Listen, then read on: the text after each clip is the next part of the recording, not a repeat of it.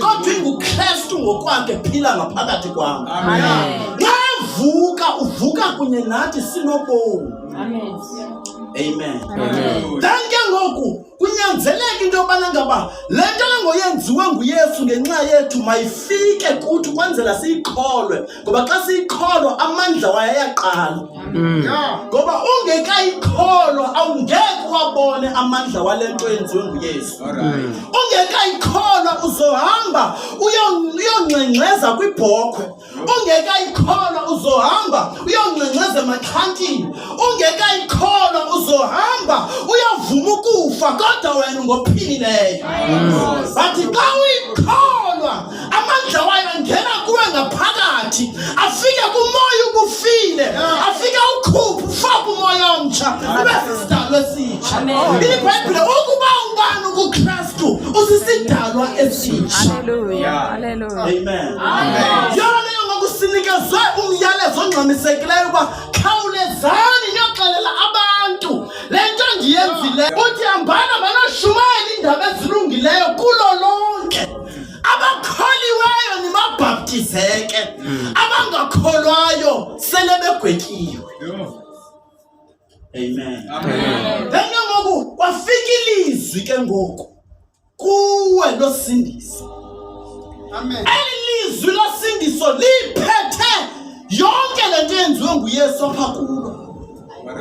Ngoba lifana njengembewu. Amen. Imbewu ungayidelela kawuyijongile. Ngexesha imbewu yemostade umthi omkhulu ngaphezulu kwemithi yonke ehlabathini. But imbewu ikhozo lemostade ukuze ulibone funeka ulijonge ngemicroscope. Imbewu xa uyijongile iyadeleleka.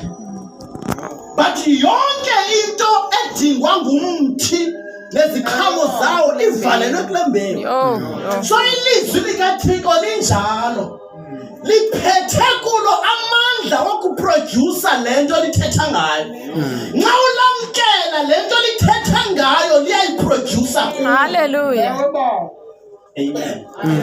Bene iBhayibhile ke ngoku xa uthe walamkela ilizwi losindiso wakholwa, then uzalo ngokutsha liyaqala ngaphakathi kwakho.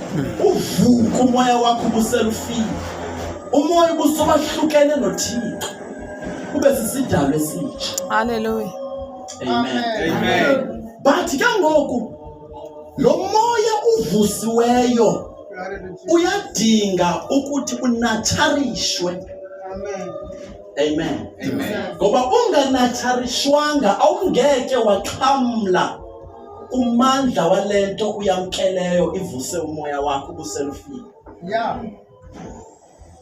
That is why ngithi iBhayibhile walangazeleleni amasi angawelizwi likaThixo ukuze nikhule ngawo. Ngamanye amagama awungeke wakhula umoya wakho ungakhange ube nento oyifidwayo. IBhayibhile njengentsana ezisanda ukuzalwa. Usana ke xa lisanda ukuzalwa ayikho enye into luyilangazelela as long as lusavula amehlo. Lulangazelela amasi angawelizwi likaThixo.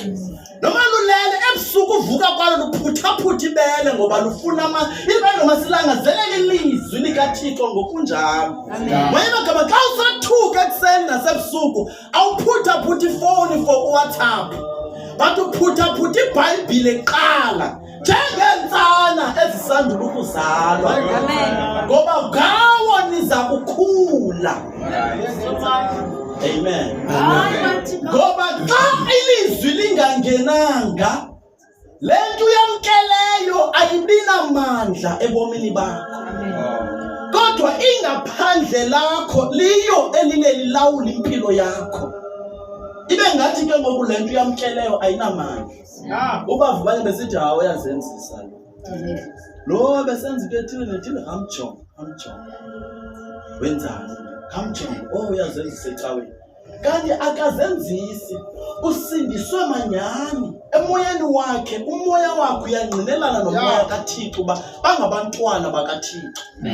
But i-problem yile yokubana ngaba le nto ingaphakathi kwakhe ayikomeleli, iselusana ukukhuliswa. Njengosana oluhamba izi-stages, nomuntu kasando kusindisa uba njalo uya adinga ukuhamba izi-stages, afidwe, afundise uhamba, afundise uthetha, ade abe kanti uyomelela uhamba ngokugqibeleleyo kwindlela yokukholwa. Ike ngeBhayibhile, bonani ke ngoku izinto zakhe zisuke zabantsha. Hallelujah. Amen. But ke ngoku uyenza njani le nto yokuze umoya wakho ibe nguwo olawula ubomi bakho? Because xa ungumntwana kaThixo, ubomi bakho funeka bulawulwe umoya wakho, ngoba icebo nenjongo kaThixo lisemoyeni wakho. Uba umoya wakho is very weak, ithetha ukuthi loo nto uya kusoloko uphosana necebo nenjongo kaThixo ngempilo yakho. Then ke ngoku uzibhaqe sewustragulisha njengomntu ongazani noThixo, kanti zonke izinto zidingayo zikhona zisemoyeni wakho, kodwa kudingeka wena uba mawuphile ubomi bakho from ngaphakathi emoyeni wakho. That is why kubalulekile xa usindisiwe umamele ingaphakathi lakho, because if awulimameli ngaphakathi lakho, umameli ngaphandle, uzawusoloko uphosana necebo likaThixo.